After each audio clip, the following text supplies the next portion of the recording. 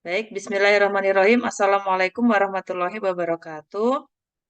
Pada kesempatan kali ini saya akan menyampaikan mengenai cara menyusun RAPBS. Video ini dibuat sebagai salah satu tugas ujian tengah semester untuk mata kuliah Manajemen PAUD pada program Magister PAUD Universitas Pancasakti Bekasi dengan dosen pengampu Dr. Supriyadi, STP, MPD. Baik, perkenalkan nama saya adalah Diana Indah Palupi SPD dari kelas B2 dengan nomor NIM 4862160182.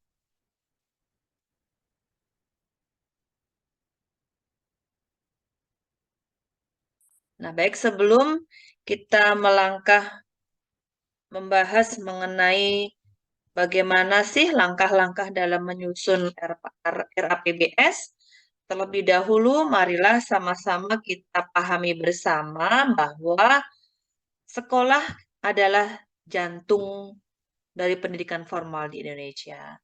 Maka setiap orang yang mempercayakan anak didiknya untuk bisa bersekolah di sekolah kita dalam menimba ilmunya, tentu memerlukan sebuah kegiatan pembelajaran yang menarik.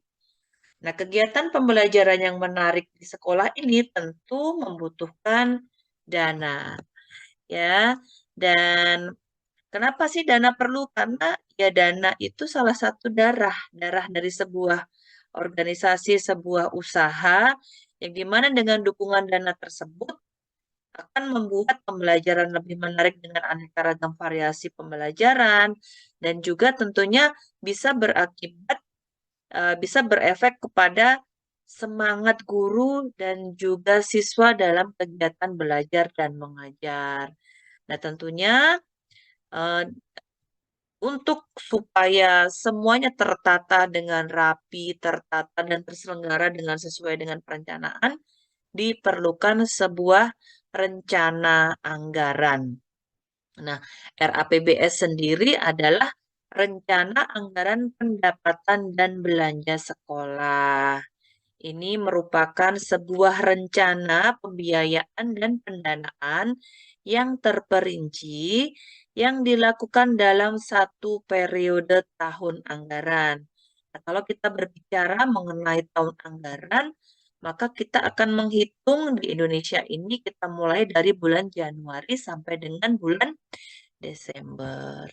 Nah, dokumen anggaran sekolah resmi ini, ya, RAPBS ini, harus mendapat persetujuan dan pengesahan dari seluruh stakeholder sekolah.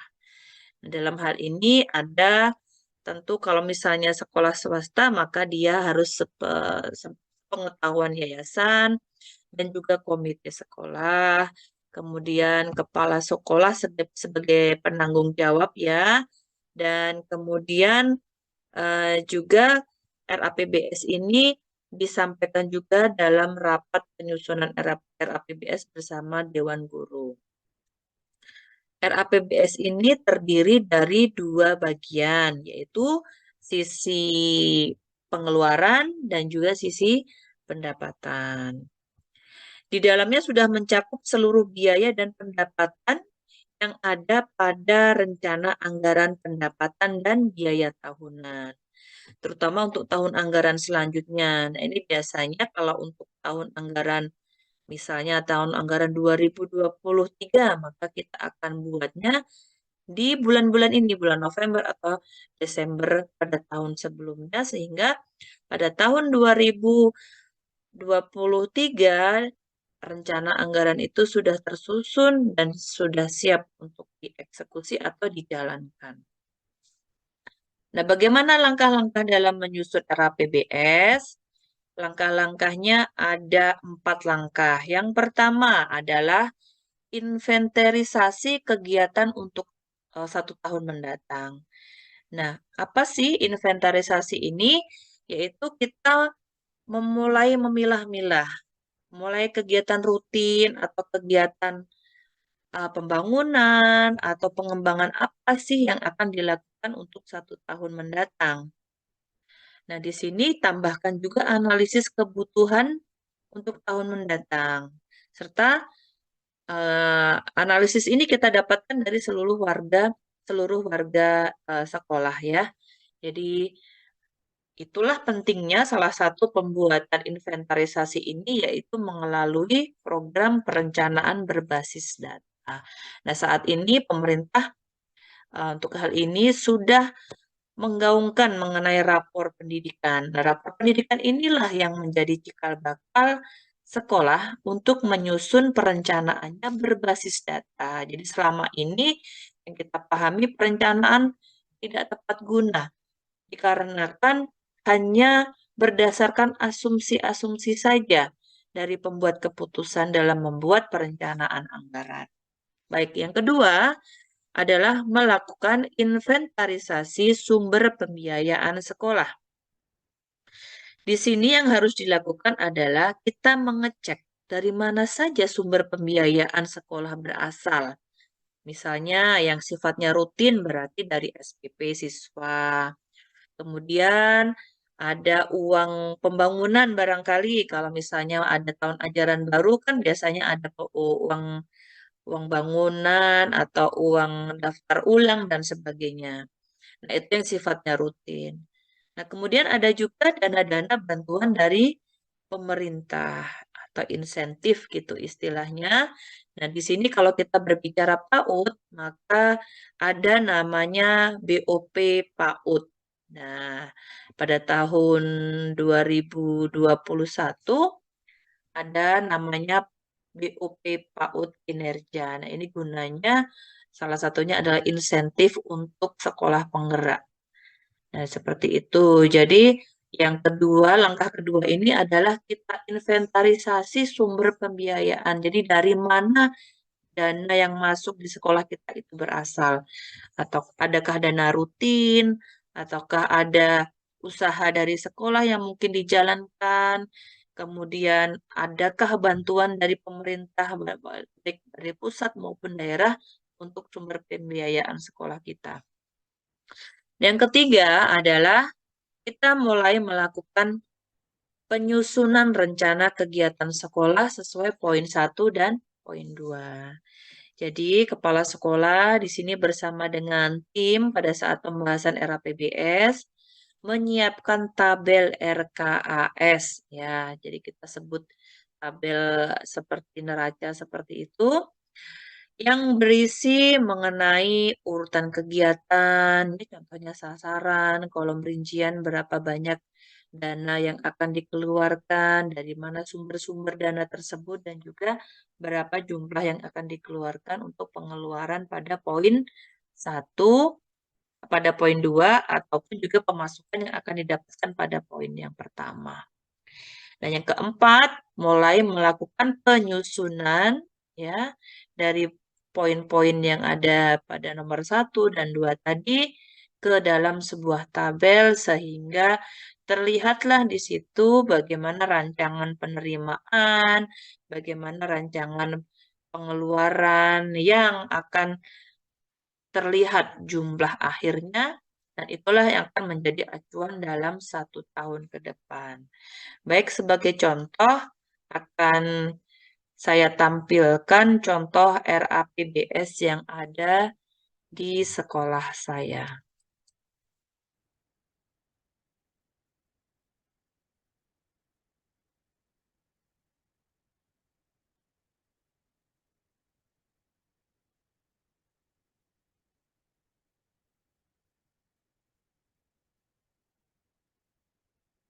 Ya, baik.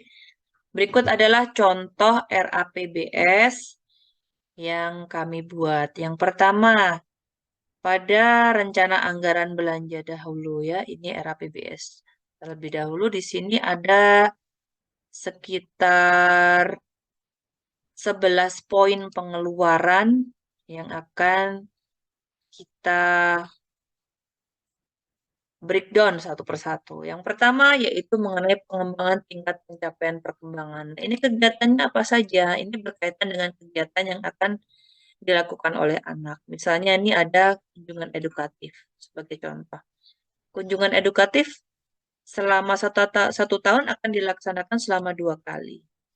Nah, berapa harga satuannya? Kita anggarkan 50.000 ya. Kuantitinya adalah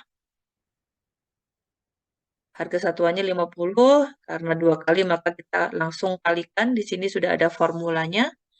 Jadi harga satuan kita kasih dikalikan dengan volume. Kemudian kuantitinya 45 sehingga total akhirnya sekitar 4.500.000. Nah, waktu pengadaan langsung kita sebutkan juga di era PBS ini, sekaligus ini juga bisa menjadi acuan kita dalam program tahunan.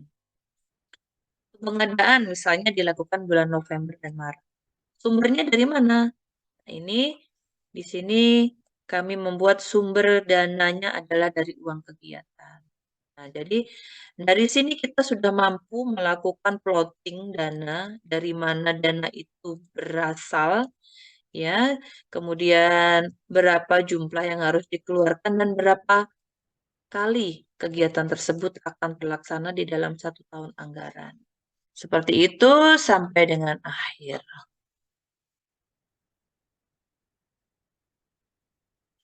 Sampai dengan di sini ada pengeluaran untuk pengembangan kurikulum, kemudian pengembangan proses pembelajaran, apa-apa saja yang ada di sini, kemudian juga pengembangan sarana dan prasarana sekolah, kemudian ada pengembangan dan penggalian sumber dana pendidikan, gaji dan tunjangan pegawai ini yang biasanya cukup